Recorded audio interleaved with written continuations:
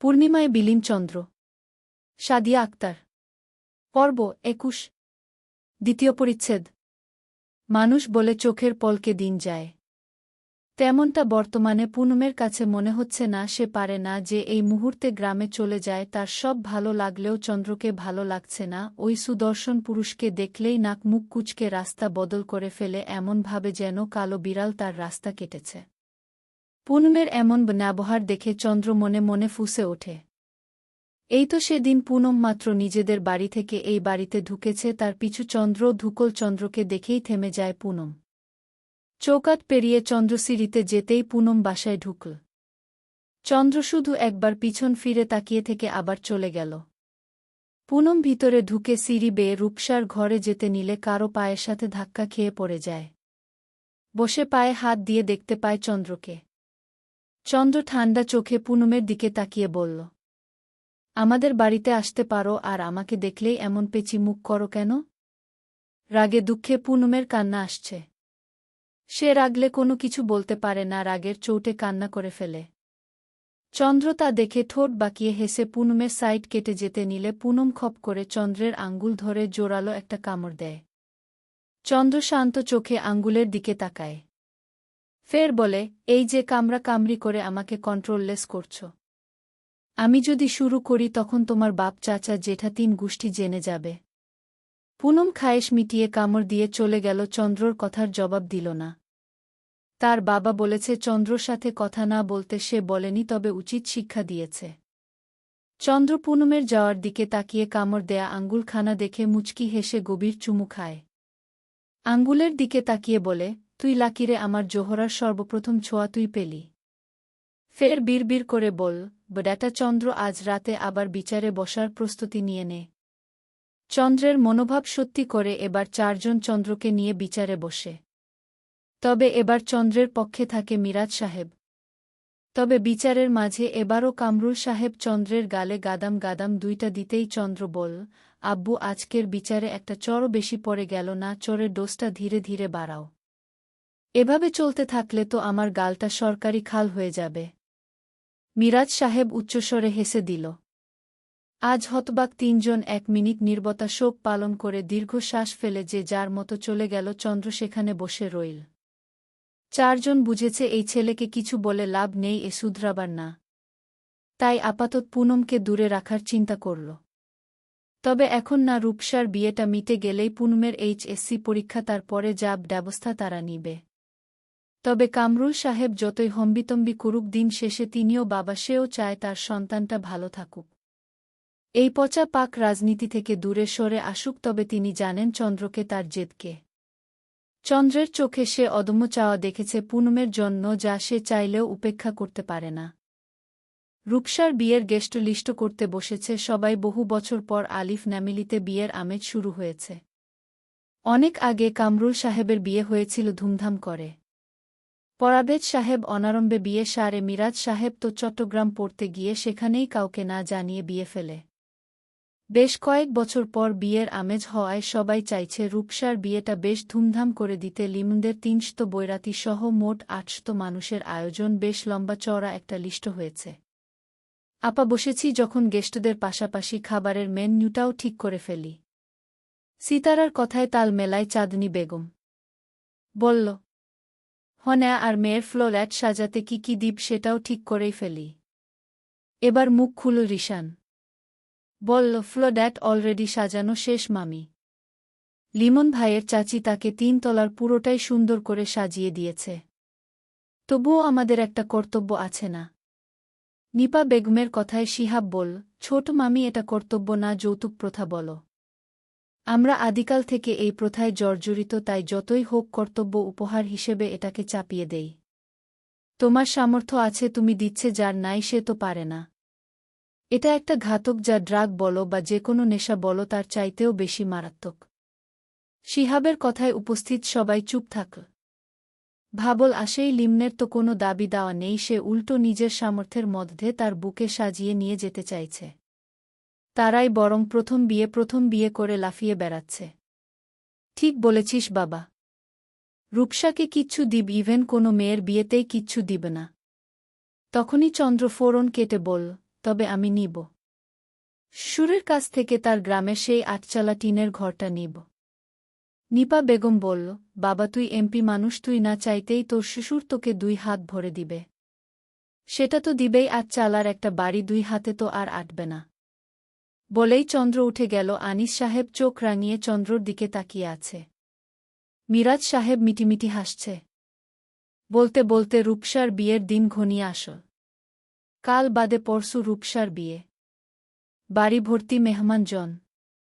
বাড়ির রমণীরা দম ফেলার ফুরসত পাচ্ছে না, তাই না পেরে বাড়ির মেয়েরাও হাত লাগাচ্ছে। পুনম এই ঘর পরিষ্কার করছে তো ঝিনুক ড্রয়িং রুম পরিষ্কার করছে। আবার রিমি নিশা মিলে কিছু পান খাদক বুড়িকে পান সেজে দিচ্ছে। হাসি ঠাট্টা কাজ খিটখিটে বুড়িদের ন্যাটো ক্যাটানিতে দিন কেটে যাচ্ছে। বিছানায় পিঠ লাগিয়ে 5 বোন স্বস্তির নিঃশ্বাস ছাড়ে। বিয়ে উপলক্ষে পুনমকে এই বাড়িতে রেখে দিয়েছে রূপসা। সাথে ঠিক করেছে সব বোনেরা একসাথে থাকবে। সেই নিয়ে বোনদের কি এক্সাইটেড। বাড়ির দক্ষিণ সাইটে এক সারিতে 3টা বারান্দা, উত্তর ও দক্ষিণ মিলিয়ে চন্দ্রের রুমের বারান্দা, তারপর একটা রুম, এরপর রূপসার রুমের বারান্দা। চন্দ্র অনায়াসে 2টা বারান্দা পার করে 3 নম্বর বারান্দায় আসে। চুপিসারে ঢুকে পড়ে চন্দ্র। 9x8 ফুটের বেডে আরে ভাবে শায়িত 5 বোন। 2টা খাট একসাথে জুড়ে দেয়া হয়েছে। মুক্তির ঘরের খাটটা প্রথমে আনতে চেয়েছিল, তবে মেহমান আসবে, তাদের থাকার জায়গার প্রয়োজন হবে, সেই ভেবে আর আনেনি। ছাদের চিলেকোঠার ঘরের খাটটা এনে জুড়ে দিয়েছে রিশান শিহাব। 5 জনের মধ্যে পুনমকে খুব সহজেই চিহ্নিত করতে পারল চন্দ্র, কারণ পুনম মাথায় ওড়না পেঁচিয়ে শুয়েছে। রূপসার ঘরে এসি চলছে।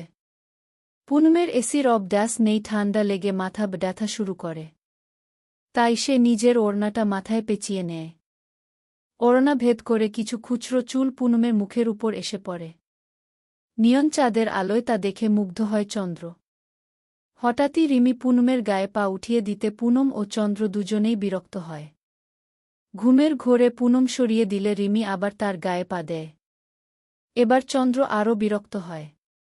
সে একটা ওড়না নেয় রূপসার কাবার থেকে। নিয়ে রিমির পা দুটো একত্র করে বেঁধে দিয়ে বিড়বিড় করে বল, আমার জোহরাকে এখন পর্যন্ত আমি ছুতে পারলাম না, এর আগেই আমার হকে ভাগ বসাচ্ছ। জোহরার প্রতি এক বিন্দুও কেউ পাবে না। সে আমার শাহরান আলী চন্দ্রের। চলবে। পূর্ণিমায় বিলীন চন্দ্র। সাদিয়া আক্তার। পর্ব 22। দ্বিতীয় পরিচ্ছেদ। দাউ দাউ করে জ্বলতে থাকা কাঠ কয়লার দিকে তাকিয়ে সফেদ টিস নিউ দিয়ে ঘাড়ের কপালের ঘাম মুছে আর চোখে চেয়ারে বসা বাপ চাচাদের দিকে তাকায় চন্দ্র। এরা সব দায়িত্ব চন্দ্র ঋষাব শিহাবের দিকে বাড়িয়ে দিয়ে নিজেরা হাত গুটিয়ে বসে আছেন। গরু জবাই থেকে শুরু করে প্রত্যেকটা কাজের লোক থাকলেও তদারকি করা। বাবুর্চি যখন যেটা বলছে এনে দেয়া। আরেক দিকে হলুদের ডেকোরেশন হচ্ছে, সেদিকে খেয়াল করা। সব মিলিয়ে তাদের শ্বাস নেয়ার ফুরসত নেই। রিশান নাক মুখ কুচকে চন্দ্রের পাশে বসল। ওই রাব্বি একটা ঠান্ডা দিয়ে যা। তাদের ক্যাম্পাসের ছোট ভাই রাব্বিকে ডেকে বলল। শাল আর জীবনটা বেদনাময়। রূপসা ছোট হইয়াও বিয়া কইরা লাইল, আর আমি কি করলাম, শাল আর প্রেমিকাটাও পাত্তা দেয় না। পাত্তা পেতে হলে পাত্তা পাওয়ার মতো কাজ করতে হয়, বুঝলেন? কোনো কিছু করবেন না আর ফলের আশা করবেন, তা তো হবে না। ঝিনুক রিশানের হাতে ঠান্ডা শরবত দিতে দিতে বলে চন্দ্রকে দিল। দিয়ে চলে যেতে নিলে পিছন থেকে ডাকে রিশান্ট ড্যাং ঝুলিয়ে বলছিস তাহলে একবার পাত্তা পাওয়ার চেষ্টা করি, কি বলিস? সেটা আপনার ব্যাপার। মুখ বাঁকায় ঝিনুক চলে যায়। ঝিনুকের যাওয়ার দিকে তাকিয়ে রিশান এরা এত ঝাঁঝওয়ালা কেন? এই বংশের প্রত্যেকে এক একটা ঝাল মরিচ। তুই এই ঝাল মরিচ খেতেই ভালোবাসিস। চন্দ্রর খোঁচা মারা কথায় নাক মুখ কুচকে বসে রইল। কিছু বলল না, কারণ কথাটা সত্যি। নিজের থেকে 10 বছরের মেয়ের প্রতি তার যে কিভাবে ভালোবাসা জন্মালো, সেটা ভেবেই প্রতিদিন আয়নার সামনে নিজেকে চড়ায় রিশান। রূপসার হলুদ সন্ধলে আগু। বাড়ির সামনে ছোট বিলবোর্ড টানিয়েছে চন্দ্ররা। এর আইডিখানা শিহাবের। রূপসার ছবি সহ একটা সুন্দর ডিজাইনের বিলবোর্ড প্যান্ডেলের সামনে বাঁধা। বাড়ির পিছনে খোলা জমিতে প্যান্ডেল করে সেখানেই সকল আয়োজন করেছে তারা। যদিও চন্দ্র বলেছে কমিউনিটি সেন্টার থেকে করতে, তবে কামরুল সাহেব ও পারভেজ সাহেব চেয়েছে বাড়ির প্রথম বিয়েটা বাড়ি থেকেই হোক। তাই আর কেউ না করেনি। সন্ধ্যা 7:30 ছেলে পক্ষ থেকে রূপসাকে হলুদ লাগাতে এসেছে। তাদের সাথেই মেয়ে পক্ষরা যাবে। কাল বিয়ে। বাড়ির সকল মেয়েরা শাড়ি পরেছে, অফ হোয়াইট শাড়ি। কনে পরেছে লাল পাড়ে সাদা শাড়ি। তবে অনেক বলে কয়েও পুনমকে শাড়ি পরাতে পারেনি কেউ, তাই রূপসা যখন সাজিয়ে দিতে চাইল সেটাতেও মানা করে দিল। হাতের কনসিলারটা ঠাস করে রেখে চলে যেতে নিলে আটকায় পুনম। হালকা সাজাও আপু, তবে হিজাব না পরলেও মাথায় কাপড় থাকবে, না হলে আমার অস্বস্তি লাগবে প্লিজ। পুনমের অনুনয়ে কাজে দিয়েছে। রূপসা এইটুকুতেই রাজি হয়েছে, তাই ঢের। সবাই আস্তে ধীরে টের পেল মেয়েটা লক্ষ্মী হলেও কিছু কিছু বিষয়ে ঘাড় তো ডেরা। সকলের সাজ শেষ, কনের সাজ ও শেষ, এবার রূপসাকে স্টেজে নেয়ার জন্য আসে সবাই। মাথার উপর বড় দোপাট্টা টানিয়ে নিচে রূপসা হেঁটে চলেছে। তার পাশে তার সকল ভাই বোনের ওড়না ধরে আছে। বক্সে উচ্চ স্বরে গান বেজে চলেছে। তার তালে তালে ঝিনুক রিমি নেচে চলেছে। রিমি বেচারি একটু জোরে পা নাড়াতে গেলেই ব্যথায় টনটন করে উঠে। আজ সারাদিন সে তার পা বাধাকারীকে খুঁজেছে, তবে পায়নি। রূপসাকে স্টেজে বসায়। প্রথমে পারভেজ সাহেব ও সিতারা খানম একসাথে হলুদ দিল রূপসাকে। তারপর কামরুল সাহেব ও চাঁদনী বেগম, তারপর মিরাজ সাহেব, নিপা বেগম, সবশেষে আনিস সাহেব ও রেশমা বেগম হলুদ ছোঁয়ালে। ছেলেপক্ষের লোকেরা রূপসাকে হলুদ দেয়। হলুদ দেওয়ার সাথে সাথে ছবি তোলা শুরু করেছে এক একজন। মুক্তি সকল বোনদের নিয়ে স্টেজে উঠে প্রথমে বিভিন্ন অডাঙ্গেলে ছবি তুলে তারপর হলুদ মাখায়। মুক্তি রূপসার মুখে হলুদ দিয়ে ভরতে চেয়েছিল, তবে রূপসা চোখ রাঙানিতে পারেনি। কিন্তু রায়জ্ঞান পরশ পূর্বের কাছে চোখ রাঙ্গানি টিকেনি। তারা নিজের ইচ্ছামতো হলুদ লাগিয়ে তবেই ক্ষান্ত হয়েছে। এর মধ্যে রূপসা কয়েকবার চিল্লানি মারলেও কেউ এগিয়ে আসেনি। রূপসাকে হলুদ দিয়ে টিয়ে এবার সবাই যাবে ছেলেদের বাড়ি। পারভেজ সাহেব গাড়ি ঠিক করে দিয়েছে। রিমি, ঝিনুক, পুনম একসাথে বসলে। দেখে ড্রাইভিং সিটে চন্দ্র, তার পাশে রিলান। শিহাব অন্য গাড়িতে বাকিদের নিয়ে যাবে। চন্দ্রকে দেখে পুনমের যাওয়ার ইচ্ছায় মরে গেল। সে ঝিনুককে বলল, তোরা যা, আমি যাব না, ভালো লাগছে না। এখন যাবে না কেন? তোমার জন্য সকল কাজকর্ম ছেড়ে ড্রাইভারের কাজ করতে হচ্ছে। কাউকে কিছু বলতে না দিয়ে চন্দ্র খেকিয়ে বলল। সে তো অন্য কাজে ব্যস্ত ছিল, তবে তার জোহরাকে চোখের আড়াল করেনি। বড় বড় চোখে গা কাজল, মাথায় ঘোমটা দেয়া, হালকা সাজ, সব মিলিয়ে চন্দ্রকে পাগল বানানোর রূপ নিয়ে এসেছে। বাড়ির অনুষ্ঠানে কাউকে আশেপাশে ঘেঁষতে দেয়নি। কিন্তু যখন শুনেছে এই মেয়ে লিমনদের বাড়িতে যাবে, তখন সকল কাজ বাদ দিয়ে জোহরাকে পাহারা দেওয়ার জন্য ওই বাড়িতে যাওয়ার জন্য রেডি হয়। চন্দ্রের কথা শুনে আশ্চর্যের শেষ পর্যায়ে পুনম, এই লোক তার জন্য সকল কাজ ফেলে যাচ্ছে, এও বিশ্বাস করতে হবে তার। মুখ বাঁকিয়ে বলল, আপনি যাচ্ছেন দেখেই যাচ্ছি না। আপনি না গেলেই যেতাম। দাঁতে দাঁত চেপে গেট খুলে বের হয় চন্দ্র। ধাক্কা মেরে গাড়িতে ঢুকায় পুনমকে, দরজা লক করে শাসায়। একটা কথা বললে ওই চিরল দাঁত ভেঙে দিব। তখন কথা বলতে গেলে সব কথা মারির ফাঁকে বের হয়ে যাবে। পুনম কিছু বলতে গিয়েও বলল না। রিশান কিছু না বলে চুপচাপ গেম খেলায় ব্যস্ত। ঠিক তখনই চিল্লিয়ে বলে উঠল, আরে মার মার। রিশান ভাইনি। 3 রমণীর চিৎকারে রিশান চন্দ্রের কান বন্ধ হওয়ার জোগাড়। সে থতমত খেয়ে জিজ্ঞাসা করল, কি হয়েছে? তুমি আমাকে মারতে বললে? দুঃখী কণ্ঠ পুনমের। বোকা হাসি হাসল রিশান। বলল, বয়না, আমি তোরে মারতে বলি নাই, গেম খেলতেছিলাম, এনিমি মারতে বললাম। ঝিনুক পুনমের কানে কানে বল, কেসটা কি রে? কিসের? তোর আর চন্দ্র ভাইয়ের। চন্দ্র ভাই সকল কাজে রেখে আমাদের নিয়ে লিমন ভাইয়ের বাড়িতে যাচ্ছে। কেসটা জন্ডিস। তবে সেটা তোর ওই খাটাস চন্দ্র ভাইয়ের মাথায় হয়েছে, আমার না। এখন চুপ থাক। ঝিনুক কিছু বলল না, রিমির দিকে তাকাল। তাকে কিছু ভাবতে দেখে জিজ্ঞাসা করল, কি ভাবছিস? আমার পা বাঁধলকে আর বেঁধেছিস আস্তে বাঁধ। না, এত জোরে বেঁধেছে, এখনও ব্যথায় টনটন করছে। দেখিস বিয়ের দিন ব্যাটার বউ পালিয়ে যাবে। কথা শেষ হতে না হতেই চন্দ্রের বিশাল ধমকে চমকে ওঠে তিনজন। আলতু ফালতু কথা না বলে চুপচাপ থাক, না হলে ঘাড় ধরে সবটাকে বাসায় নিয়ে যাব। রিমি ঝিনুক পুনম চুপ গেলেও রিশান উচ্চস্বরে হেসে দিল। হাসতে হাসতে চন্দ্রকে চোখ মেরে বলল, চন্দ্র, রিমির পা বাধাকারীর বউ যদি বিয়ের দিন ভেগে যায় তাহলে কেমন হবে? ফের রিমির দিকে তাকিয়ে বলল, রিমিরে অভিশাপটা একটু বুঝে শুনে দিস কিন্তু। আমি পা ব্যথায় শখের হিলটা পরতে পারছি না, তুমি বলছো অভিশাপ বুঝে শুনে দিতে? আমি তো মনে মনে আরও কত কি বলেছি। বাসর রাতে যেন ওই বোনাটা বুয়ের হাতে লাঠির বাড়ি খেতে খেতে রাত পার করে। এবার আর না পেরে চন্দ্র বজ্র কণ্ঠে ঝাড়ি দিতেই রিশান রিমি চুপ। পুনম ঝিনুক মিটিমিটি হাসছে। এরা এক একটা আমার দুশ্মন। আমার ভবিষ্যৎ বাসর নিয়ে টানাটানি শুরু করে দিয়েছে, ছো না হ চলবে। পূর্ণিমায় বিলীন চন্দ্র। সাদিয়া আক্তার। পর্ব ২৩। দ্বিতীয় পরিচ্ছেদ। লিমনদের বাড়িতে ৪ তলার ছাদে হলুদের আয়োজন করা হয়েছে। পুনমরা ঢুকতেই তাদের আপ্যায়ন করতে লাগল ফাতেমা আক্তার। পুনমরা সালাম দিয়ে ঢুকল। মুক্তি আসেনি। চাঁদনী বেগম তাকে রূপসার সাথে পাঠিয়েছে। চন্দ্ররা এসেই উপরে চলে গেছে। পুনমরা এসে ফাতেমা আক্তারকে সালাম দিল। ওয়ালাইকুমুস সালাম বাচ্চারা, তোমার আরেকটা বোন আসেনি? মুক্তি আপু রূপসা আপুর সাথে আছে, তাই আসতে পারেনি। আচ্ছা বসো, আনুর মা ওদের শরবত দাও। কাউকে বলে বসলেন ফাতেমা আক্তার। পুনমদের সাথে টুকটাক কথা বলতে লাগলেন। তখনই ঘরে ঢুকে ইহান সাথে কয়েকজন ছেলে। আম্মু, রাত হচ্ছে 10টা পার, ওদের ছেড়ে দাও, হলুদ টুলুদ দিয়ে যা যা লাগে কাজ সারুক। ফাতেমা বেগম সবাইকে একেবারে খাইয়ে ছাড়লেন।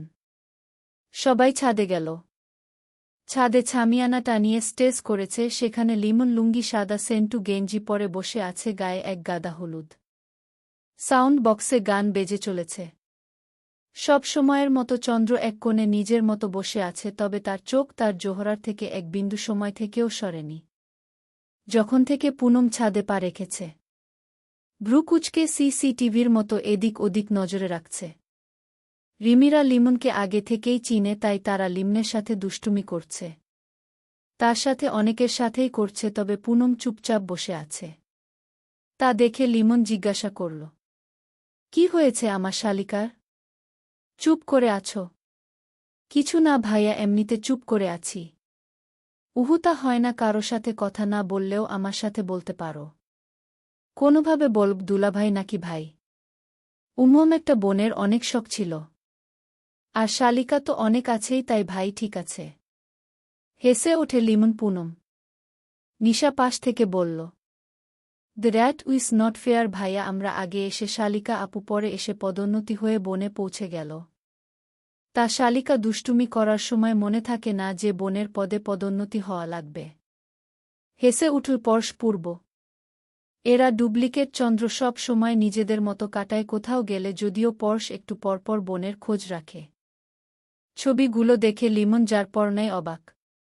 আফসানা তার কলিগ। নতুন জয় ইয়েন করেছে, মেয়েটা তার ছোট বোনের মতো।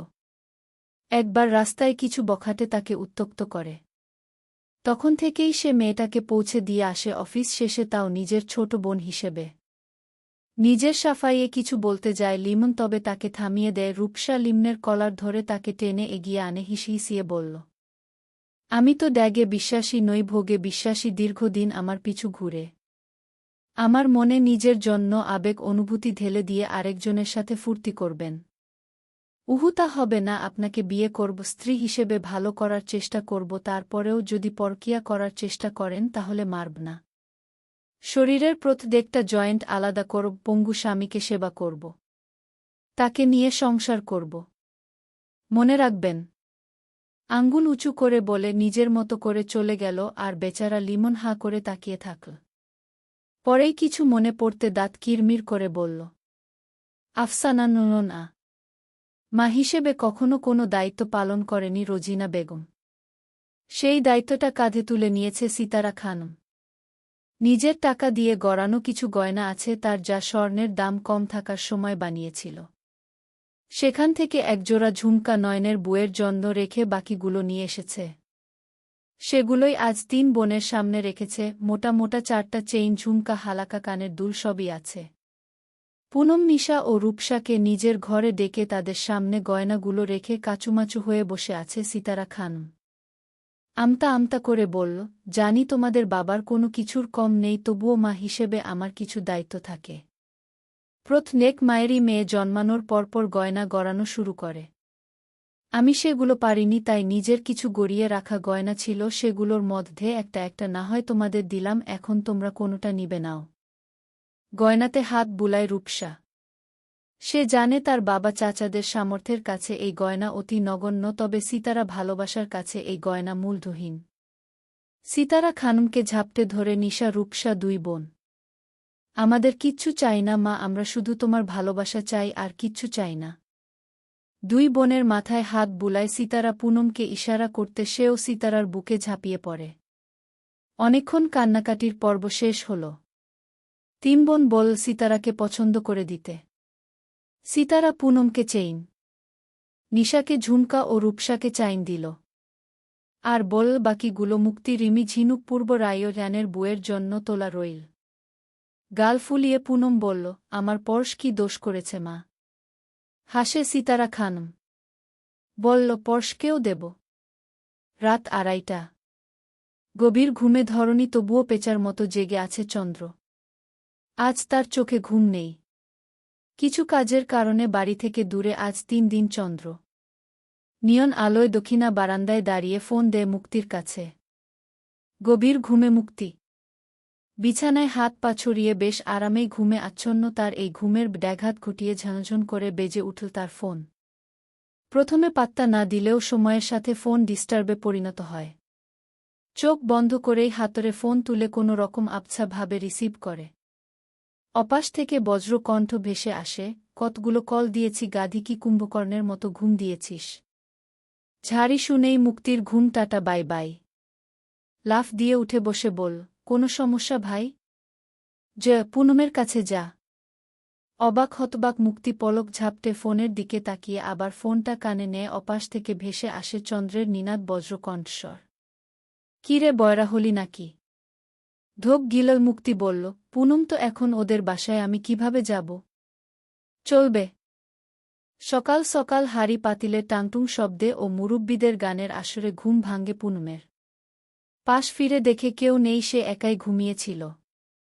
অবাক হল পুনম, সে ঘুমিয়েছিল আর কেউ তাকে ডাক দিল না কেন? ঘড়ির দিকে তাকায় সকাল 10:30। ঠিক তখন মুক্তি ঘরে ঢোকে। ও পুনম, উঠে গেছিস? দ্রুত ফ্রেশ হয়ে আয়, রূপসাকে গোসল দেওয়ার জন্য নেয়া হবে একটু পরেই। আপু, আমাকে কেউ ডাকল না কেন? আরে কাল রাতে মাথা ব্যথায় কেমন করতেছিলি মনে নেই? শেষে আমি আর রূপসা মিলে চুল টেনে দিয়েছিলাম। ঠোঁট উল্টায় পুনম। ভুলে গেছি। পাগল, আয়। আর আজ বেশি হয়েছি না? কাল অনেক কষ্ট পেয়েছিস। মাথা নেড়ে হাসে পুনম। মুক্তি চলে যেতেই ওয়াশরুমে ঢুকে ফ্রেশ হয়ে বের হয়। বাইরে বের হয়ে রান্নাঘরে উকি মারে রেশমা বেগমকে পিছন থেকে জড়িয়ে ধরে। উঠেছেন আম্মাজান? হুয়া, আব্বু কই? আছে বাইরে। আচ্ছা, আমি যাই। পুনমের জন্য খাবার নিয়ে রান্নাঘরে চাঁদনী বেগম।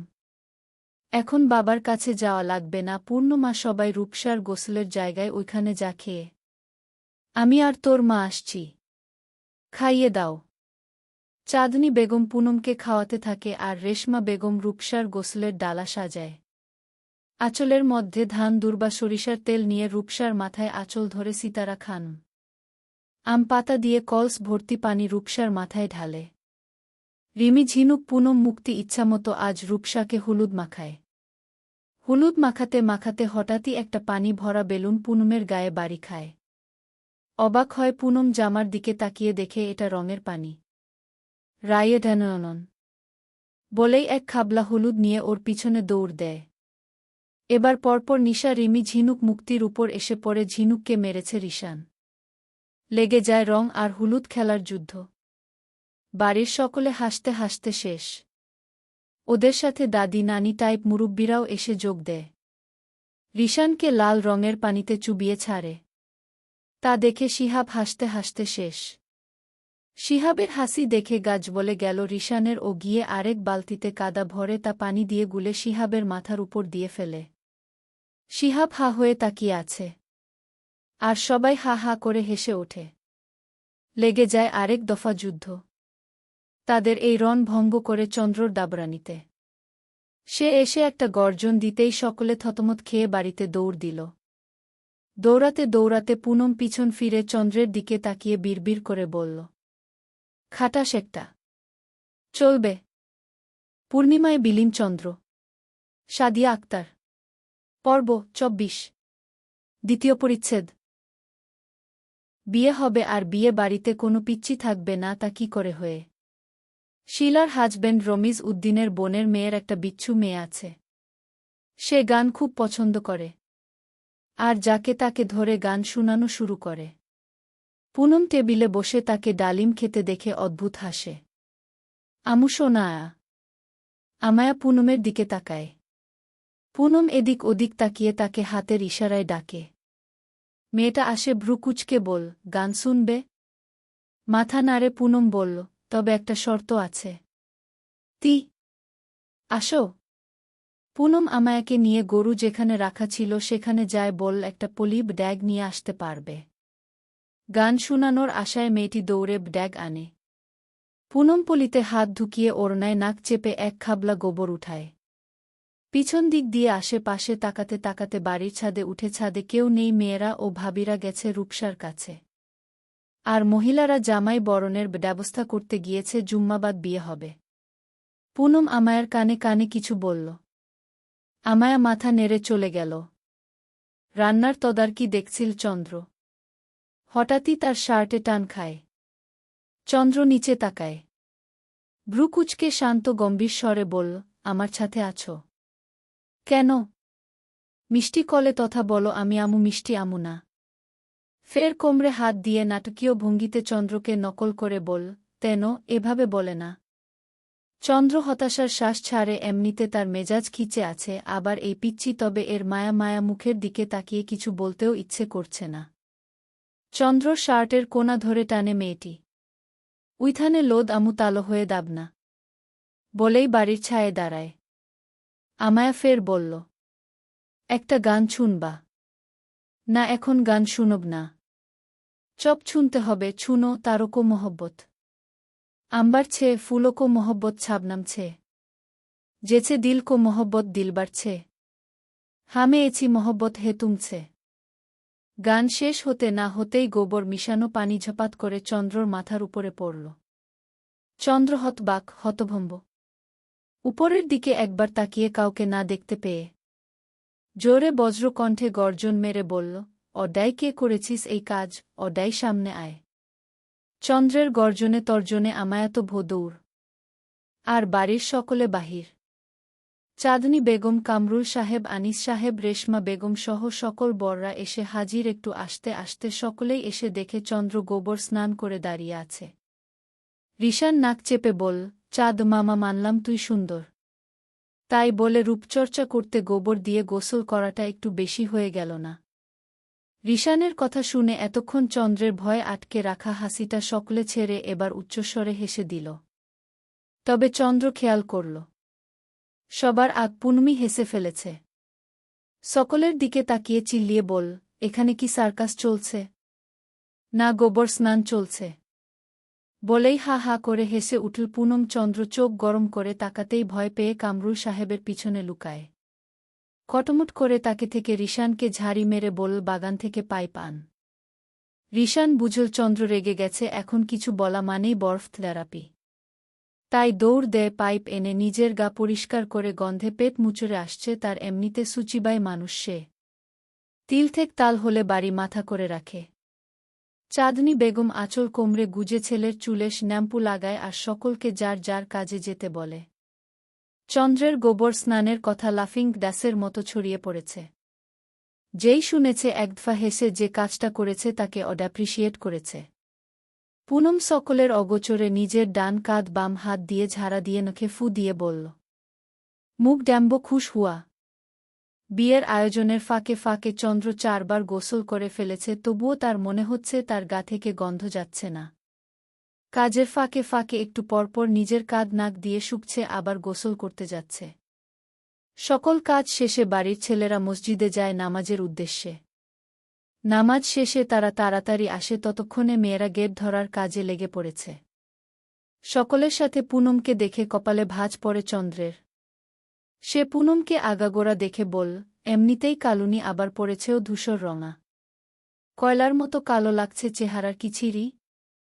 নাকের পাটা ফুলিয়ে অশ্রুসিক্ত চোখে তাকায় পুনম। চন্দ্র ঝুঁকে কানে কানে বলে, অমন করে তাকাতে নেই মেয়ে, ওই অশ্রুসিক্ত চোখের আগুনে ঝলসে যাবে কেউ। পুনম ঘোমটা টেনে হনহন করে ভিতরে চলে যায়। রিশান পাশ থেকে বল, এমন করে বললি কেন? পুনমকে সুন্দর লাগছিল। সুন্দর লাগছিল তাই তো বলা, যাতে চেঞ্জ করে। আমার জোহরার সৌন্দর্যে মুগ্ধ হওয়া বোধোক্তি একমাত্র আমার অধিকার, আর কারও নয়। থেমে আবার বল, তুই ওকে সুন্দর বলেছিস কেন? কাল তুই আমার সাথে দেখা করবি, বলেই ভিতরে চলে যায়। শিহাব পাশ থেকে মিটিমিটি হাসছে। ওর হাসি দেখে গা জ্বলে যাচ্ছে রিশানের। সে কটমট করে দাঁতে দাঁত চেপে বল, বেশ হাসি আসছে না? কাল যদি আমার কিছু হয় তোর নামে মামলা করমু। আমাকে চন্দ্রের সাথে কথা বলার জন্য উস্কানি দেয়ার মামলা। পুনম বহু কষ্টে কান্না চেপে রূপসার কাছে আসে। সে চায় না তার জন্য বোনটা একটা মন খারাপ করুক। তবে চন্দ্রর কাজে ক্ষুব্ধ হয় আজে নিশা, ঝিনুক, রিমি তিনজন পূর্বপরশ গম্ভীর হয়েছে। তারা পুনমের পাশেই ছিল, তবে চন্দ্র ভাইয়ের মুখের উপর কথা বলার সাহস নেই দেখে কিছু বলেনি। তবে পরশ বেশ ক্ষেপে আছে তার বোনকে কালো বলা। সে হনহন করে আনিস সাহেবের সামনে দাঁড়ায়। সকল পুরুষরা বসে আলোচনা করতে ব্যস্ত। আব্বু! হাঁপানো স্বর পরশের। আনিস সাহেব অবাক হয় শুধায়, কি হয়েছে আব্বা? আপি! ভয় পায় আনিস সাহেব। পারভেজ সাহেবও ভয় পায়। দ্রুত আনিস সাহেব বলল, আম্মাজান, আমার আম্মাজানের কি হয়েছে? চন্দ্র ভাই আমার আপিকে কালুনি বলেছে। সে কেন আমার আপিকে কালো বলবে? আমার আপু কি কালো? শেষ নামবর্ণা, সেটা চন্দ্র ভাই দেখে না। রাগে ক্ষোভে পরশের চোখ দিয়ে পানি ঝরছে। তখনই আসে পূর্ব গম্ভীর স্বরে পারভেজ সাহেবকে বল, বাবা, চন্দ্র ভাইকে বলবা আমার মেজপুর সাথে কোনো কথা না বলতে। সে যেন আমার মেজপুর আশেপাশে না যায়। নিজেদের বক্তব্য শেষ করে দুইজন চলে গেল পুনমকে খুঁজতে। তবে যাওয়ার আগে দুই ভাই দোকান থেকে আইসক্রিম কিনে এনেছে। তখনই শোনা গেল বর এসেছে, বর এসেছে। সেদিকে সকলে দৌড়ে গেল। সেদিকে পাত্তা না দিয়ে পূর্ব পরশ গেল রূপসার ঘরে। দেখল পুনম রূপসা বসে আছে। একটা আইসক্রিম রূপসাকে দিয়ে আরেকটা আইসক্রিম পুনমকে দিল। পরশ বলল, আপু, আম্মুকে বলে বাসায় চলো। অবাক হয় রূপসা। পুনম বুঝে ভাই কেন রেগে আছে। রূপসা অবাক স্বরে বল, কেন ভাই? পূর্ণ যাবে কেন? হডা এখনই যাবে। পরশ তো ডারামি করতে নিলে পুনম থামায় ইশারায় বলে, রূপসা আপু কষ্ট পাবে। নিজেকে দমায় পরশ। বয়সে ছোট হলেও সে পুনমকে বড় ভাইয়ের মতো আগলে রাখে। গ্রামে কেউ পুনমের নামে টু শব্দ করতে পারত না পরশের জন্য। চলবে। পূর্ণিমায় বিলীন চন্দ্র। সাদিয়া আক্তার। পর্ব ২৫। দ্বিতীয় পরিচ্ছেদ। বিয়ের সবচেয়ে সেন্সিটিভ পার্ট হচ্ছে কবুলের সময়। যদিও কাবিনের সময় একদফা ঝগড়া হয়েছে। লিমনের মামারা কাবিন ৭ লাখ টাকার বেশি দিবে না, আর পারভেজ সাহেবরা ১০ লাখ টাকার কমে কাবিন করবে না, এই নিয়ে একদফা ঝগড়াঝাটি হয়েছে। শেষে চন্দ্র এসে লিমনকে জিজ্ঞাসা করে, লিমন ভাই, তুমি রূপসাকে নগদে কত লাখ টাকা কাবিন স্বরূপ দিতে পারবে? লিমন কিছুক্ষণ ভাবল। বলল, ৫ লাখ। কাবিনের টাকা বিয়ের পরপরই পরিশোধ করার নিয়ম আছে, তাই সে যত দিতে পারবে ততই দিবে, আর কেউ কিছু বলবে। আর দ্বিতীয় কথা, কাবিন যদি সংসার রক্ষা করতে পারত তাহলে ভাঙন নামক শব্দ থাকত না। চন্দ্রের কথায় নিশ্চুপ সমাগম। কাজী বল, বিয়ে শুরু করব? শুরু করেন। চন্দ্রের কথায় আর কেউ কিছু বলার সাহস করতে পারেনি। নগদ ৫ লক্ষ টাকা দেনমোহর ধার্য করিয়া সাভার নিবাসী নজরুল ইসলামের পুত্রকে কবুল করিল রূপসা। মেয়ের কবুল বলার পরপর খুরমা বিতরণ করা হয়, এরপর মিষ্টি বিতরণ করা হয়। খাওয়া দাওয়া শেষে এবার বিদায়ের পালা। ঝিনুক, রিমি, নিশা ওরা জুতা চুরি হাত ধুইয়ে টাকা নিলেও পুনম এসবের ধারে কাছেও গেল না। কারণ সে লিমনকে ভাই ডেকেছে, দ্বিতীয়ত চন্দ্র আশেপাশেই ঘুরঘুর করছে। এক কোণে টেবিলে বসে বোরহানির গ্লাসে চুমুক দিচ্ছিল। তখন তার সামনের চেয়ারে কেউ বসে পড়ল। গেল পুনম। অবাক হয় পুনম। কাইফি ভাইয়া? মনে আছে তাহলে? থাকবে না কেন? আপনি আমাদের স্কুলের ইংরেজি গেস্ট টিচার ছিলেন, আর একমাত্র আপনিই সকল স্টুডেন্টসদের বলতেন স্যার না ডেকে ভাইয়া ডাকতে। চমৎকার হাসল কাইফি। বল, তোমরা না গ্রামে থাকতে এখানে? আব্বুর ব্যবসা এখানে, তাই চলে এসেছি। এভাবেই আরও অনেক কথা বলতে থাকে, তবে পুনমের অজানা কেউ তীক্ষ্ণ দৃষ্টিতে দেখে চলেছে। পুনমের হাসি দেখে তার গা জ্বালা করছে।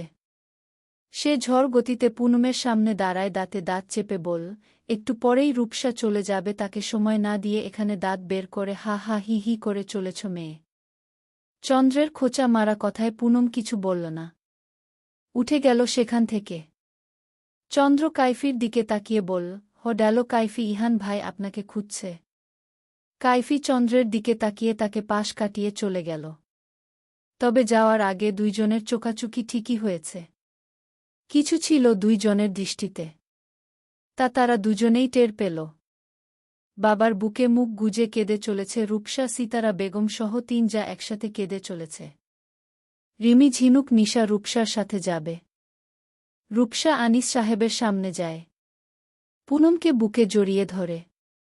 পুনম ফিকরে কেঁদে ওঠে। আনিস সাহেবকে রূপসা বল, মামু ওকে নিয়ে যাই আমার সাথে, কাল তোমরা নিয়ে এসো। আনিস সাহেব কিছু বলার আগেই চন্দ্র বলল, ওর যাওয়া লাগবে না। রিমি, ঝিনুক, নিশা যাচ্ছে, এতজন যাওয়া ঠিক হবে না তো, আবার আসছিস তখনই দেখে নিস। রূপসা চন্দ্রকে বলল, আমার সাথে যাক ভাইয়া, ওরে আমার সাথে সাথে রাখব। রূপসার কথা শুনে লিমনের মুখে অমাবস্যা নাম। আনিস সাহেব বল, না রে মা, জানিস না ও কেমন, এই যে সারাদিন হইচি করেছে, রাতে মাথা ব্যথায় কষ্ট পাবে, আজ থাক, কাল যাবে নে আমাদের সাথে। তার সাথে পারভেজ সাহেব বললে, মানে? রূপসা আশেপাশে তাকিয়ে মুক্তিকে খোঁজে। কোথা থেকে শিহাব মুক্তিকে ধরে আনে।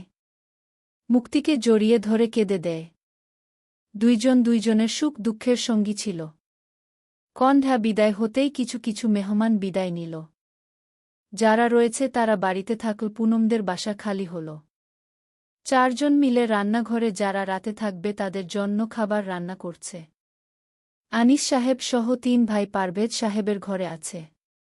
বাড়িতে পুনমের সমবয়সী কেউ না থাকায় সে আমায়ার সাথে খেলতে থাকে। তখনই একজন বুড়ি তাকে ডাকে, ওই মাইয়া, ওই মাইয়া, ওই কালা মাইয়া। পুনম এমন সম্বোধন শুনে তাকায় তার দিকে। রমিজ সাহেবের আম্মা, তার ফুপির শাশুড়ি, তাই তার ডাক উপেক্ষা করতে যেও পারে না। ধীর পায়ে তার সামনে দাঁড়ায়। জি কিছু বলবেন? হুকমু দেখাই তো ডাকিছি। দেখি মাইয়া, এক খিলি পান বানাইয়া দাও তো। পুনম একবার মহিলাটির দিকে তাকায় তো একবার পানের বাটার দিকে তাকায়। তারপর বসে পান বানাতে শুরু করে, জর্দা সুপারি দিয়ে শেষে চুন দিতেই খ্ন্যাক ড্যাক করে উঠল বুড়ি। আয় হায়, এই মাইয়া দেখি অলক্ষী, এর দিয়া সংসারে আয় উন্নতি সম্ভব হইব না। রমিজ সাহেবের মায়ের চিৎকারে সবাই এসে হাজির, তারা ভয় পেয়েছে। তবে শিলা এসে পুনমের হাতে পানের বাটা দেখে বুঝতে পারে সব। রমিজ সাহেবের দিকে চোখ রাঙিয়ে ফের পুনমের হাতের বাটা নিয়ে পুনমের গালে হাত বুলিয়ে বলল, তুমি যাও আম্মা, আমি বলছি। ভয়ে পুনম মাথা নেড়ে সেখান থেকে প্রস্থান নেয়। পুনমকে যেতে দেখে খেকিয়ে ওঠে বুড়ি বলল, ওরে যাইতে দিলাক না বউ, ওরে আইজ আমি পান বানানো শিখামু। এমনে চললে কেমনে স্বামীর সংসার করব, এগুলা তো অলক্ষীর লক্ষণ। গম্ভীর হয় শিলা আদুরে। ভাইঝির বিরুদ্ধে এমন কথা সে শুনতে নারাজ। গম্ভীর স্বরে বল, ওর চিন্তা আপনার করা লাগবে না আম্মা, সেটা ওর মা বাবাই করুক। আর আল্লাহর রহমতে তার অশেষ দয়ায় ওর বাবা চাচাদের যা আছে ইনশাল্লাহ শেষ হবে না। যদি সংসার করতে না পারে তাহলে ঘর জামাই রাখব। তবে একটা জিনিস খেয়াল করব, ওর শ্বশুর বাড়িতে যেন আপনার মতো কোনো মহিলা না থাকে, তাহলে লক্ষ্মী আর অলক্ষিক ডারাকলে ওর জীবনটাও ধ্বংস হবে। খেকিয়ে ওঠে বুড়ি, দেখছে দেখছে রমিজ তোর বউ আমারে কেমনে কইল। আমি কি করছি ডারে খাওনে ধরছি নাকি পিন্দনে ধরছি? আম্মা থামো, আমরা আরেক বাড়িতে আছি। তবুও তিনি থামে না, শেষে না পেরে রমিজ সাহেবের ছোট ভাই তমিজ সাহেব বিশাল ঝাড়ি দিতেই থেমে গেল তিনি। থম মেরে বসে থাকল ড্রয়িং রুমে। রেশমা বেগম পুনমকে নিয়ে বাড়িতে চলে গেছে। পুনমের ঘরে যেয়ে দেখে হাঁটু মুড়ে বিছানায় বসে কাঁদছে পুনম। দীর্ঘশ্বাস ফেল, সে কি করবে ভেবে নেয় না। তার মনে চাচ্ছে এক ছুটে সেই গ্রামে চলে যেতে, তবে পারছে না। আম্মা! মায়ের ডাকে মাথা তুলে তাকায় পুনম। রেশমা চোখ মুছে বলল, আমাদের মেয়েদের অশ্রু হল হাতিয়ার, এটা সঠিক জায়গায় লাগালে বড় বড় যুদ্ধ জয় করতে পারব। সেই অশ্রু এমন বিনা কারণে ফেলা কি ঠিক? আম্মু হহাম। কান্নার দমে কথা বলতে পারছে না পুনম। রেশমা বেগম আবার বল, উনি কে আমাদের? উহু কেউ না, বাড়ি বয়ে আসা একজন নামমাত্র মেহমান, আর কেউ না। তোমার চেনা জানা পরিবেশের মধ্যে কেউ সে? মাথা নাড়ে পুনম। অশ্রুসিক্ত চোখে তাকালে রেশমা বেগম বল, কোনো দুর্বল মেয়ে তো আমার না, আমি শিক্ষা দিয়েছি একজন দুর্দান্ত যোদ্ধাকে, যে জীবন যুদ্ধে বলো আর বেঁচে থাকার যুদ্ধ বলো নিজের জয় ছিনিয়েছে, নিজেকে মানিয়েছে, সকল পরিবেশের সাথে নিজেকে খাপ খাইয়েছে। হুশ আর কাঁদে না। অপরদিকে চন্দ্র বাড়িতে ঢুকে রিশান ও রিহাব সহ। বাড়িতে ঢুকেই রান্নাঘরে যায়। আম্মু, এক গ্লাস শরবত দাও তো, প্রচণ্ড গরম পড়েছে আজ। উত্তর করে না চাঁদনি বেগম। সিতারা ও নিপা বেগম বিরক্ত মুখে রান্না করছে। চন্দ্র এদের ভাবভঙ্গি দেখে জিজ্ঞাসা করল, কি হয়েছে? তখনই মিনু গড়গড় করে তখনকার সব কথা বলে দিল। সব শুনে রিশান ও শিহাবের লজ্জা লাগল, আবার দাদির উপর রাগ ও হল। চলবে।